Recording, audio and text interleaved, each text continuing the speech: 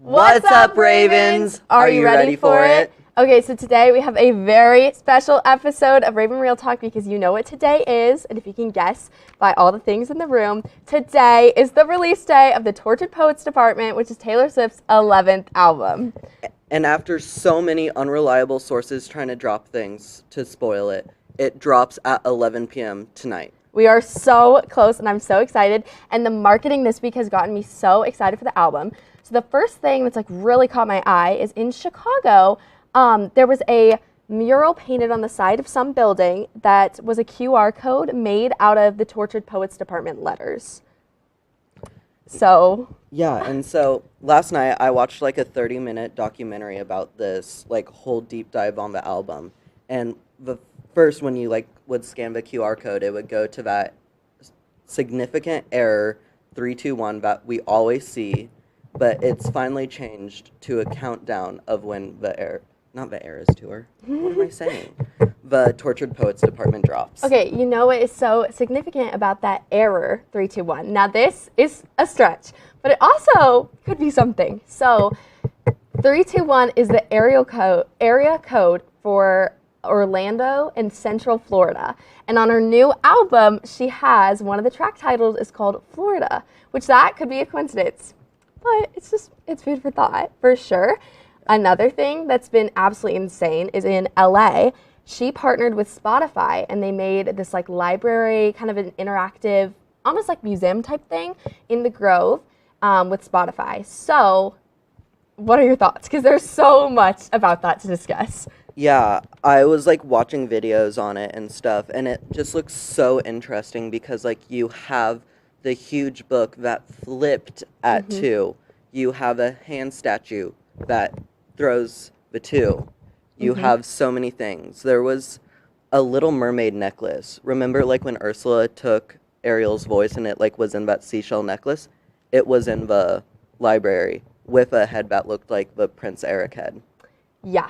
Okay, so I noticed you said 2 a bunch, and this leads us to something that has been very talked about in the Swiftie community this week, the 2 theory. So, as you know, Taylor Swift is doing her Taylor's versions where she's re-releasing the first 6 albums that she wrote because the masters of those were sold without her consent. So she's re-releasing them so she can own them. And everyone is waiting on the Reputation release.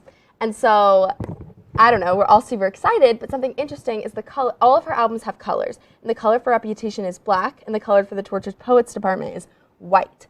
And so the 2 theory is possibly that double album tonight.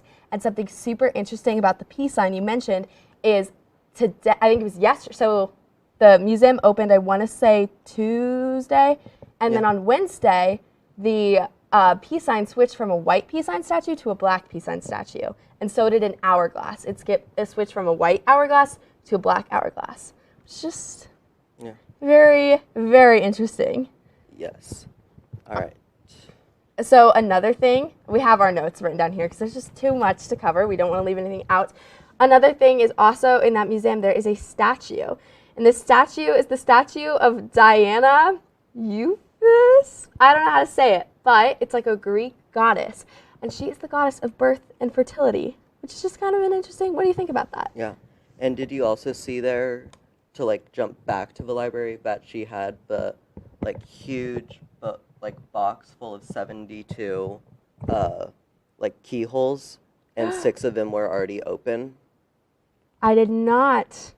Wait, was that the boxes on the wall? Oh, and 72 is how many months her and Joe Alwyn were together in the relationship. And then 6 were open, 6 years. Uh-huh. And in those 6, wasn't it unsent wedding invitations? Yeah.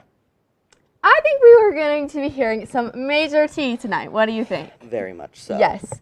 Okay, so I think we've covered a lot about the promotion, and it's time to get into the actual album.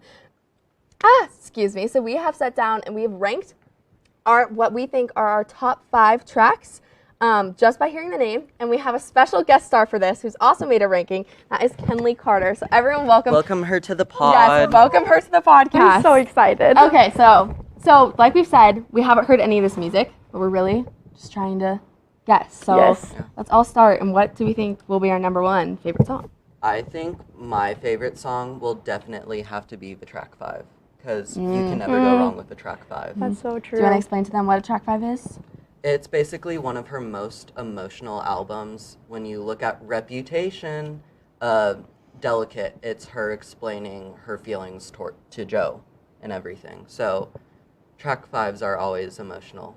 It's going to be a good one. What do you think will be your favorite? I think mine's going to be LOML, which could be Love of My Life. Or what did you say? I think it could be like Loss of My Love or something. I just feel like since this is most likely going to be a breakup album, I feel like having a song called Love of My Life is kind of I think, confusing? it's kind of confusing to it, but I also feel like it's just going to be really good because there's just something about it that I feel like is going to just like surprise us. No, I agree. And I think my favorite will have to be Florida because that has a feature with Florence Welch, who is the amazing, talented artist from Florence and the Machine. So I'm so excited for that one. What do you guys think will be your second favorite?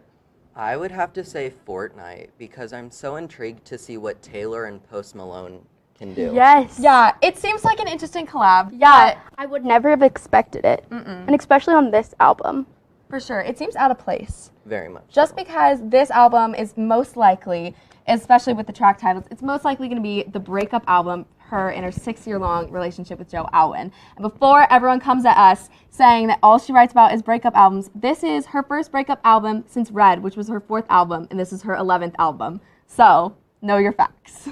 So I think, back to the breakup album, I think my number 2 is going to be So Long London, which you said was going to be your first. But I don't know. I feel like it's going to be good, but also, like, there's just things that I feel like could be better, but it's obviously going to, like, have people on the floor crying. I agree. I think I have to put that in my number slot, too. I think we might be running out of time. All right, one more. I would have to say the Alcott, because I was doing some research, and it's a bird. And for the first 6 years of their life, they only live, like, in water or, like, flying. They never touch land. The first 6 years of their life. Oh my goodness. Her mind. That is crazy. My good number. That's insane. Well, now I'm so excited for that one too. Thank you, Michael, for bringing that up. Yes. Always. But I think we might be sadly out of time. As you can tell, I think all of us can talk about this for literally I'm so hours. excited. We gotta Very much so. we gotta like update them on what we think our rankings are once sure. it comes out. Yes. Very much so. So 11 p.m. Kansas City time. The album will be out. Make sure to tune in. And make sure to tune in tomorrow at 7 p.m. to watch the music video drop. Oh, wait. Final thoughts. What do we think that music video is going to be? Fortnite. Oh! Yeah. Post Malone's Okay, I gonna be kind of in it. agree. Very excited to see Post Malone's feature. Yes. Okay. All right. Lovely time. all the We time will we see have you for you. guys. See you later, Ravens.